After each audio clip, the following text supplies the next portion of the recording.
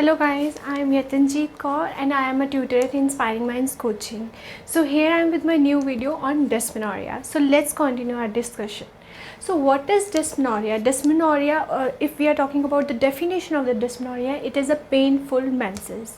So generally the dysmenorrhea is divided into the two categories. One is the primary and other is the secondary. So primary is also known as the spastic type and the secondary is also known as the congestive type. Now this primary dysmenorrhea, this will generally this occur in the normal condition during the menses. The pain will start 1 or 2 days before the menses or during the menstruation.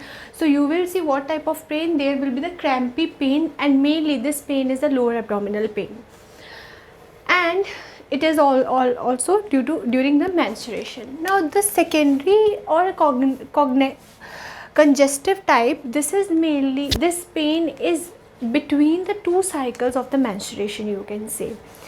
So this pain indicates that something is going wrong. You should be worried about this pain because it is because of any pathology. That pathology can be uterine fibroids, adenomyosis, PID, or it can be endometriosis. So what are the main risk factor of the dysmenorrhea? Generally the age less than 30, sexual abuse, women can have dysmenorrhea, smoking history, and the long, heavy or irregular menstruation can cause what? Dysmenorrhea. Now we will study about the pathology, how the dysmenorrhea pathogenesis is there.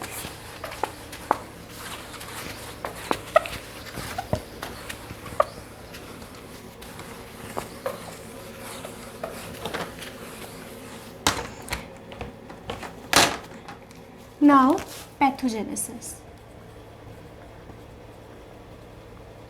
So what is happening?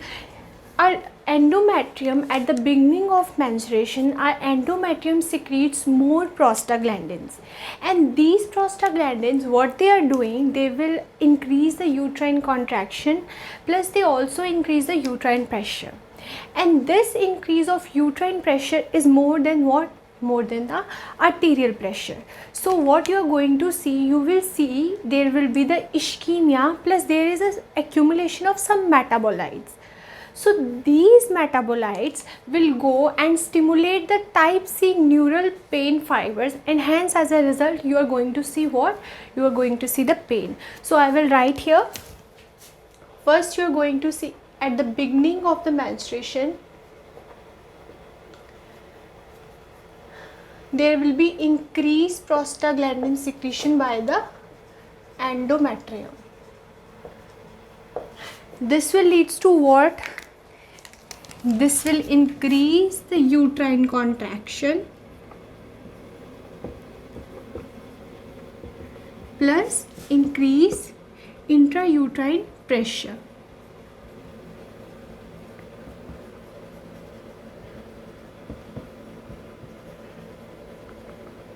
And this increase of intrauterine pressure, this is more than what? More than the arterial pressure. Increase intrauterine pressure is more than the arterial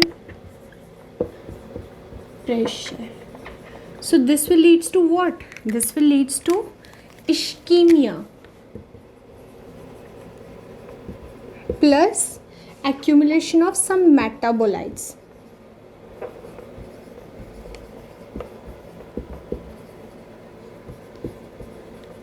And these metabolites, what they are going to do, they will stimulate type C neural pain fibers, and hence you are going to see what? Dysmenorrhea.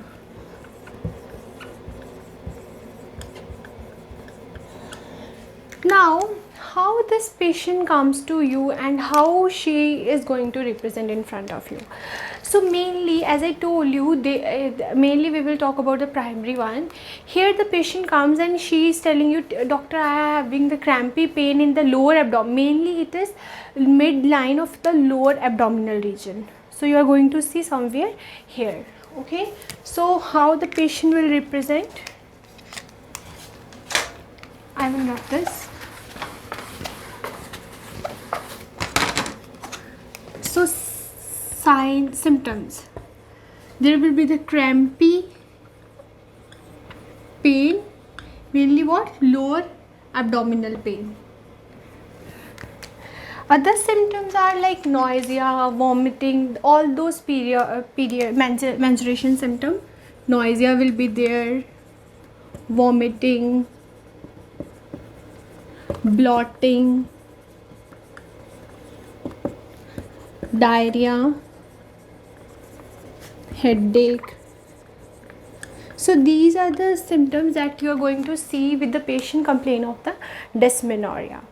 Now how you are going to mainly investigate this condition, like usually if the patient comes कि doctor मुझे menstruation के बीच में pen हो रही है, तो आप suspect करते हो सीधा कि हाँ इसको ये हो सकता है. बट ये भी तो अगर उसको प्राइमरी डिस्मेनोरिया का treatment is not effective and she will come again to you and complaining of the same pain, doctor, I am having the pain, so you can think maybe this is there is something wrong, so you may suspect the secondary dysmenorrhea. For the diagnosis of the secondary dysmenorrhea, what you are going to go for, you will go for the laparoscopy. So diagnosis mainly for secondary dysmenorrhea, you are going for what? Laparoscopy, so that you can identify if there is any endometriosis or any pelvic diseases. Laparoscopy to identify endometriosis plus any pelvic disease. Okay. So this is the diagnosis. Now how you are going to manage this patient? So let's see how you will going to manage. For the treatment, obviously if there is a pain, you will go for NSAID. Now what is the mechanism of NSAID? They will generally inhibit the prostaglandin synthesis. So you will give what? First, generally before medication, you will just tell the patient to apply heat packs or do exercise during her periods. So first, heat packs. Second, exercise. Third is NSAIDs. And fourth, you will give her combined OCPs, or you can say you can go for only progesterone containing pills. I will tell the mechanism. So you will going to give combined OCPs or progesterone